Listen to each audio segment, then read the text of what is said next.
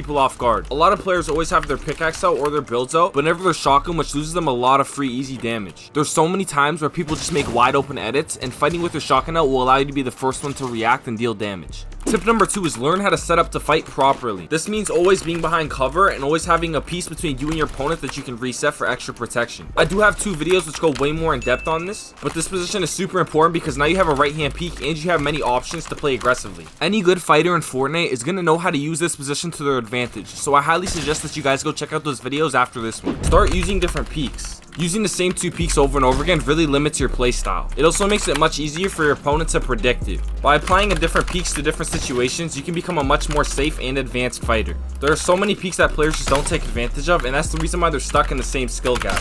So next time you get into a fight, try and use something that's not the same as this old right hand peek right here. Tip number 4 is to always keep pressure applied on your opponents. This tip is the reason why pros like Peterbot can dominate fights the way that they do. Applying pressure can be done with an AR or with a pickaxe. It's super important that when you're applying pressure, you at least have one piece of protection between you and your opponent that you can reset in case he makes an edit on you.